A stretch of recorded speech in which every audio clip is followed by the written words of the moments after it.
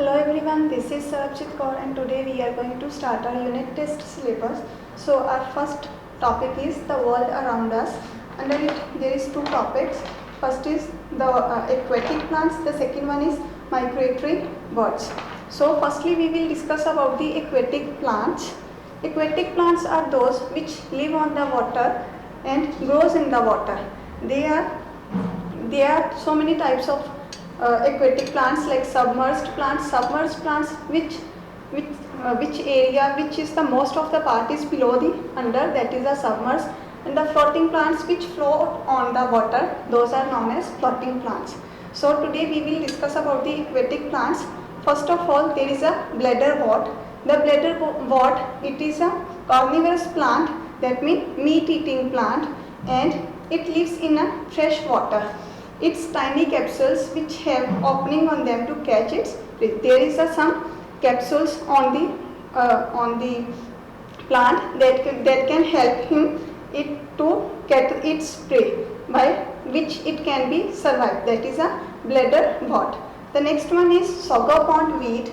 Sauropod weed, that is a submerged aquatic plant. Submerged, I already told you about submerged, that which part is covered under the water, which is below the water. The small part of the plant that is shown outer side, but most of the part is under the water, that is a sauropod weed, and which is so that the long and thread like, it has a long and thread like leaves, look like a rushy clusters floating on a earth of a surface. It has a thread like leaves that float on the on the surface of the water. The next one is Vallisneria. This common aquarium plant has leaves arising its cluster from its roots, and it is generally recommended for large tanks. So Vallisneria is oftenly found in the large tank. We can grow these plants in the large tanks. There we can found it, and it arises from the ground in a cluster, like in a group. There is so many like branches are there, the leaves are there, which comes from the ground side, that is a Vallisneria.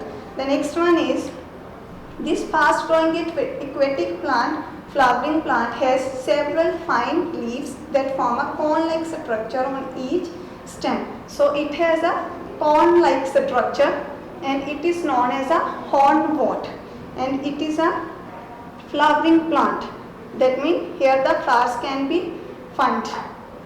Next one is water cabbage. Water cabbage, the explanation of this one is this floating plant has roots submerged in water. So its roots are submerged in the water, but the one part is outside.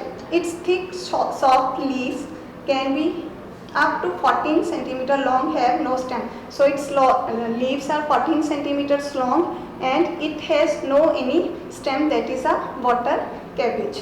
Next one is floating heart. From the picture you can see that it is floating on the water and its leaves are looking like a heart. So it is known as a floating heart. Some species of these floating plants with yellow or white flowers are aquatic weeds. So its color is yellow or white. Here you can see the flowers of the yellow color.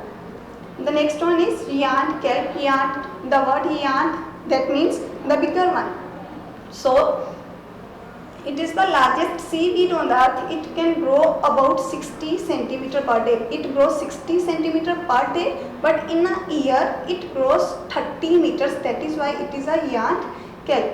The next one is duckweed.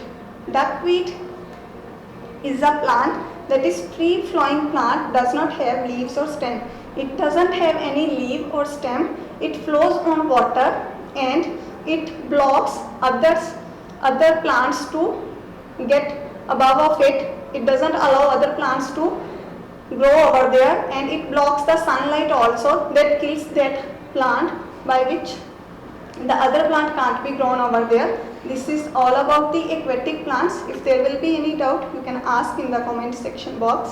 Thanks and have a nice day.